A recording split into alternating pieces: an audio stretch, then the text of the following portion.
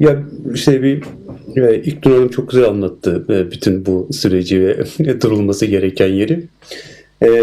Tabii biraz daha aklı başında bir yerden meseleye bakmaya başladığımızda da tüm bu yaşananların dışında, çünkü medyanın belirleyici olma konusundaki eksikliğinin tabanda bir ajite edici bir durum yarattığını, daha duygusal bir yerden bakmayı sağladığını biliyoruz. Tabii bu ajite olma ve duygusal bakma hali birileri tarafından da yönlendirilebiliyor. Yani nereye çekmek istiyorsa oraya doğru sürükleyebiliyor. O yüzden de zaten iyi bir medyaya, güçlü bir medyaya, iletişim araçlarına, bu iletişim araçlarının doğru kullanılmasına çok ihtiyaç var. Bunu bir kez daha altını çizelim. Yoksa biz tekrar tekrar aynı şeyleri kızarak, bağırarak, sinirlenerek ve onların sözünü, karşı tarafın o dezenformasyonunu da sosyal medya benzeri alanlarda taşıyarak o sesi güçlendirmeye devam etmiş oluruz. Artık buradan çıkmak gerektiği çok net. Altını böyle kalın kalın çizmekte fayda var. Gecikmemek lazım. Öte yandan Halep meselesine bakarken aklımdan bir şey var, bir durum var. Onu biraz öne çıkartmak istiyorum. O da şu: Halep'in iki mahallesini alabilmek için Suriye'nin güneyini İsrail'e vermiş bir Şam hükümeti var. İki mahallesini almak için Suriye'nin güneyini olduğu gibi İsrail'e devretmiş bir durum var. Burada güçlü bir durum yok burada bu yanıyla. Burada güçsüz bir durum var. Kürdün elinden iki mahalleyi alabilmek için koca Suriye'nin güneyini İsrail'e veren bir Şam hükümeti güçsüz bir hükümettir. Yönetemiyor anlamına gelir. Bu yanıyla Kürtlerin oradaki direnişi, Halep'teki yerel güçlerin direnişi 6 gün boyunca o kuşatmaya rağmen sürdürüyor olmaları bir başka iradenin de o sahada olduğunu gösterir. Yani yönetemeyenle yönetme iradesine sahip olanın direnme gücünü de ortaya koyuyor. Doğal olarak SDG'nin bölgeden öyle kolay kolay sökülüp atılamayacağını da anlatan bir direnişle karşı karşıya. Daha da direniş gördük biz. Bunu buradan okumazsak eğer büyük bir o dezenformasyon diye ifade ettiğin ve de işte o tek bayrak, tek vatan, tek millet ve tek medya üzerinden kurulu siyasetin nasıl hepimizin içerisine doğru hücum ettiğini ve nasıl onu kabul ettiğimizi de kabul etmiş oluruz bir yandan da.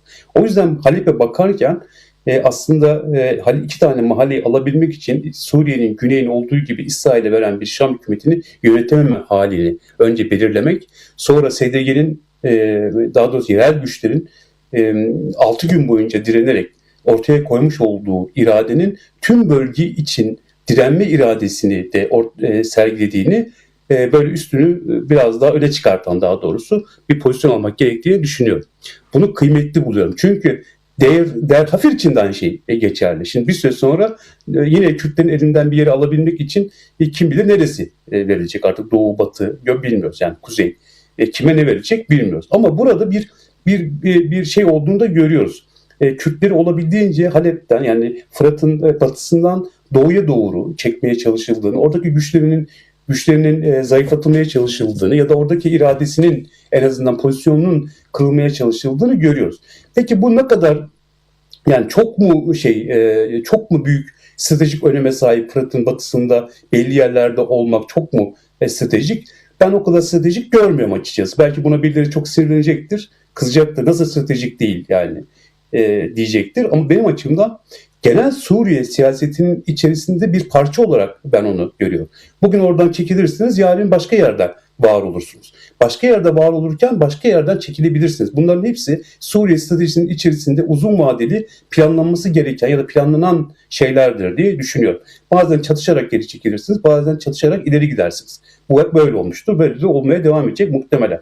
Zaten kimse, İlknur Hanım'ın söylediği gibi, yani bu sürecin böyle 10 günde, 15 günde ya da işte bir ayda, 6 ayda, bir yılda bir yol alacağını zaten düşünmüyordu. Suriye ile bağlantılı olan bir süreç olduğunu hepimiz zaten söylüyorduk ve biliyorduk da. Hatta çeşitli çatışma alanlarının olacağını, oralarda irade savaşlarının verileceğini de defalarca yazdık, konuştuk. Birçok arkadaş bunu yazdı, çizdi ve konuştu. Aslında şu anda bu oluyor.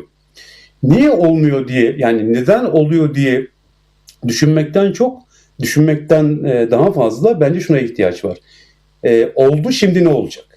Yani sonraki hamle ne ve ne yapılması gerekiyor? İşte bence şu an sahada aslında konuşulan şey bu. Türkiye açısından da başka bir durum oluşuyor doğal olarak. Buradaki her çatışma buradaki sürece yansıyor bir biçimiyle. Buradaki süreçteki, Türkiye üzerindeki sürecin gelişmesi de doğal olarak Suriye'ye yansımaları oluyor. Ama sadece Türkiye ve SDG'nin belirleyiciliği yok bölgede. Amerikalılar orada, Fransızlar orada, İngilizler orada, İran bir şeyi orada, Rusya orada. Yani tek başına sizin belirleyebileceğiniz bir durum da ortada yok. Ben bugün birkaç yazı gördüm buna dair. Yani artık kendi göbek bağımızı kesmeliyiz gibi. Bu çok sahaya uygun bir durum değil. Herkes kesmek ister. Yani herkes o pozisyonda olmak ister. Ama bölgenin kendisi öyle değil. Hassas dengeler üzerine kurulu ve asıl mesele siz bu hassas dengeleri nasıl yönetiyorsunuz? Hangi strateji üzerine bu dengeleri oluşturuyorsunuz ya da bunun ayaklarını kuruyorsunuz? Bence biraz oralara bakmak, oraları okumak, oraları değerlendirmek lazım.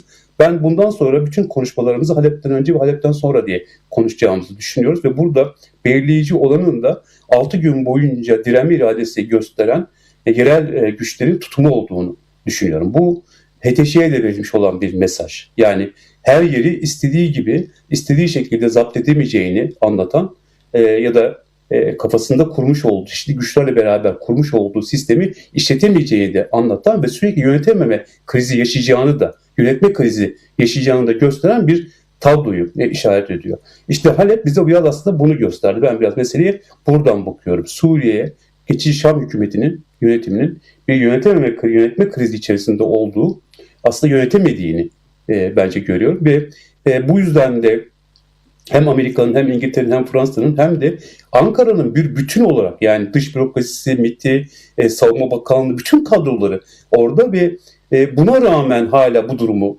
yaşıyor Şam hükümeti.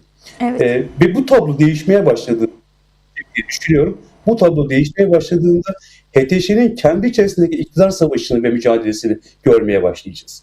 Bence buraya da biraz dikkat kesilmekte fayda var diye düşünüyorum mesela.